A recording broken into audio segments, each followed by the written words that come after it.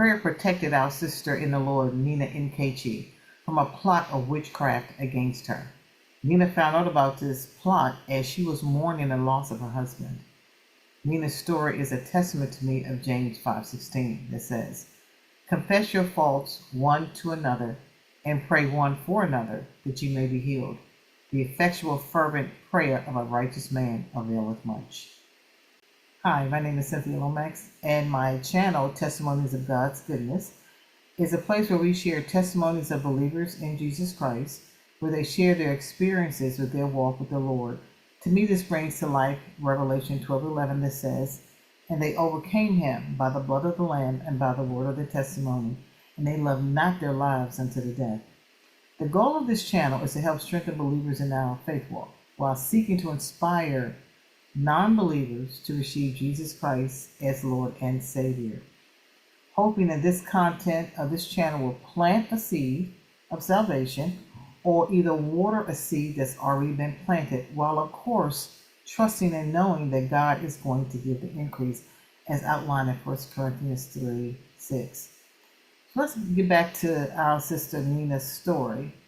Nina shared her testimony in response to when she was scrolling online. I think she said she was scrolling through threads and she came across a person asking the question, does prayer really work? And if someone could give an instance where they felt like prayer worked for them. So this is how Nina responded to that question. Let's take a listen.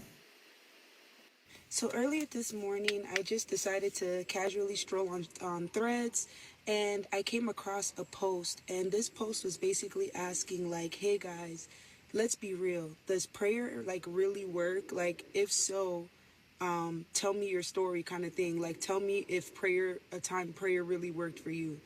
And y'all, when I tell you, this opened a can of worms for me, because in that moment, like, it just brought me to one of the most pivotal, groundbreaking, craziest moments in my life. And basically what I replied was, I said, when my husband passed away, and he passed away in a car crash, my husband passed away in a car crash, I had just got the news, the police were at my house. I was hysterically, uncontrollably, inconsolably crying my eyes out, screaming, calling anyone I could, and I called his mom. And his mom, verbatim, word for word, as God is my witness, said, "Ugh, you pray too much. You pray too much. It was supposed to be you. You pray too much.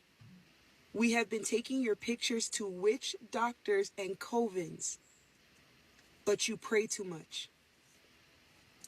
That's what my husband's mother said to me in reaction to me telling her that her son had just passed in a car accident. That was the first words. Not, "Oh no, oh my God, I'm screaming," nothing like that. Ugh, you pray too much. It was supposed to be you. You pray too much. When I tell you guys I cannot make this up, I cannot make this up. I literally have my family that was there that witnessed it. I have my sister's friend that was there that witnessed it. I cannot make this up. I later then found out everything started unraveling because he passed away. Now I have access to his phone. Now I have access to everything, right? I later found out that basically the whole MO of my husband marrying me was not only to destroy me and kill me, of course, but to make me more of a single mom than I already was. So his family felt like he married down because he married a single mother. At the time, I had one kid, an 8-year-old, and he had none. And they felt like a bachelor like him and a man that didn't have kids, how dare he marry a woman, a peasant who had a kid? And so his whole MO was to use me for citizenship, cripple me by making me an even bigger single mom, like by me saying that I mean like with more kids, because at the time I only had one kid and I was a single mom, so I wasn't really bogged down or anything like that. So his goal was to kind of bog me down with kids, leave me for dead, and get his citizenship. That was their whole MO. Leading up to my husband's death, because I pray so much, thank you, I literally could feel the spirit of death. I'm so not joking. And if I find the text messages, I will insert it. I literally could feel the spirit of death. My family could feel it. All of us could feel it. So we started praying. We started anointing like the house, the cars. We started anointing our children. We started everything. Everything. Like we could feel it. We literally could feel it, but we didn't know where it was coming from or who it was for or if it was just an attack, if it was warfare, whatever the case may be. My family could feel it. So basically, Nina's testimony was awesome. My heart goes out to her. I have definitely put Nina's information down in the description below because she gives her full testimony. This was only a clip of her testimony or her response to that question, which was basically her testimony about prayer being definitely working, right? So I felt like her testimony was excellent. You guys should please check it out because it is definitely worth hearing the entire thing.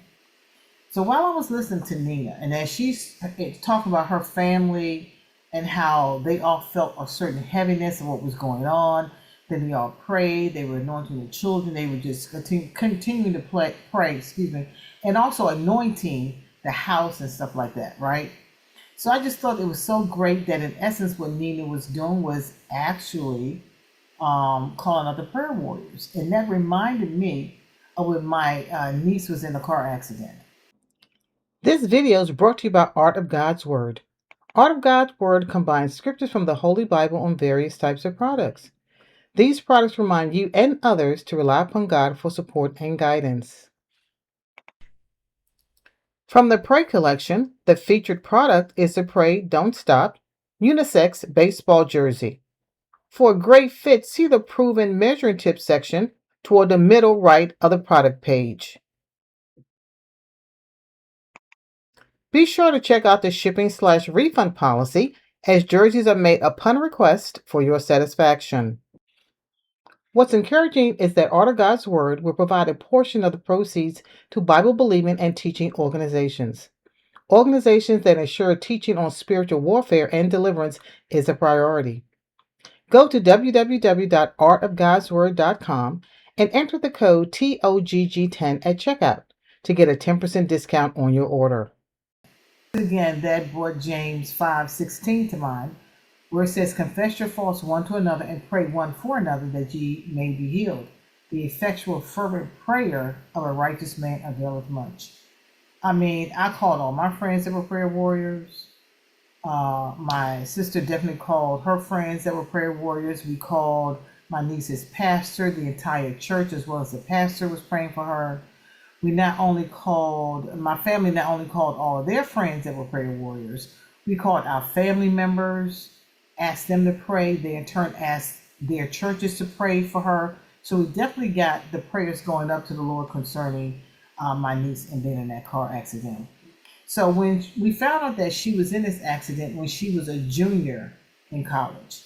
So in essence, she was in her third year, had to complete that portion of the year, plus she only had one more year left, right? She was coming back to campus late one night from a party with a couple of her friends. She was in the back seat, so there was a driver, there was a passenger, so there was a total of three of them. We still don't know the details of all that would happen, but we do know that the driver lost control of the car and had an accident. So my niece was the only one in the back seat that was hurt. She suffered a minor brain injury, and the doctors induced a coma to help facilitate her healing. So I remember that we recorded scripture as well as gospel music to have playing in her ear constantly while she was in this coma. And at one point, she began to sing one of CeCe Winans' songs. I don't remember what that song was, but she began to sing one of her songs and her eyes were still closed. So at this point, the doctors were slowly bringing her out of the coma. She was not totally out yet. One of the scriptures too that I remember that we not only had on the recording, but we said it over and over again ourselves. So she would just hear it multiple times.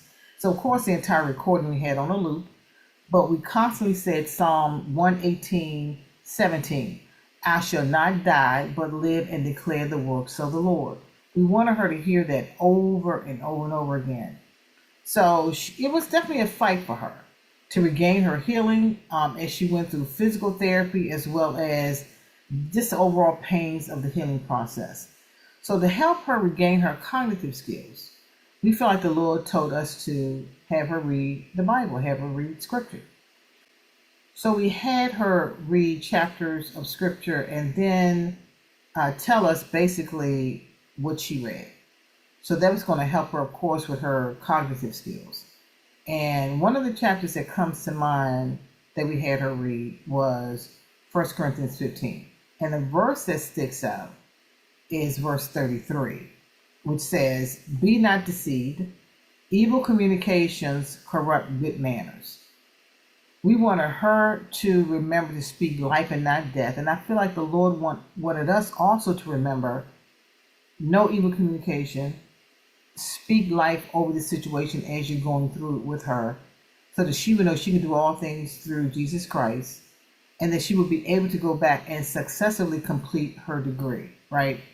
So in that instance, I felt like that brought Philippians 1:6 to mind for us to say, which says, "Being confident of this very thing, that he which hath begun a good work in you will perform it until the day of Jesus Christ."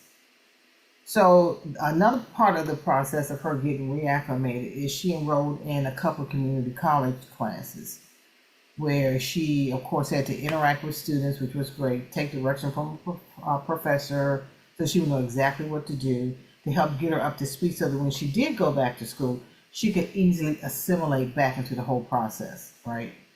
So after a couple of years of community college, she went back to school and she got her undergrad degree. So even after getting her undergrad degree, 2 years later from that, she went back and she got her master's degree. And then she started to get into the workforce on a regular basis, steady basis. And while in the workforce, she continued going on to get certifications and other types of credentials to boost up her career. And now today she actually leads a group of professionals. So the Lord truly honored our prayer. The prayers of the righteous, of course, availeth a great deal. God is so good. And I remember that I felt like the Lord kept wanting us to know that stop making prayer a secondary thing. Prayer is your first line of defense. That should be your first thought instead of your last resort, right?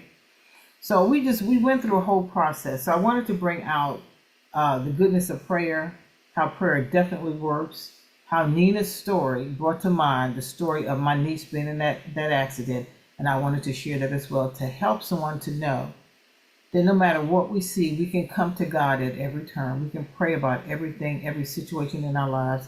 He will lead us to victory. He will let us know what we are to do. And if you feel like this content has been a blessing to you and may want to bless others as well, if you would not mind putting in the comments, prayer works. I have that experience, so prayer works. Let me tell you my experience. And also please like, subscribe, and share with others so that we can get a greater reach on this video. That would be a great help to me if you guys would not mind doing that. And I want to thank you for watching and take care, and I'll see you on the next one. Take care.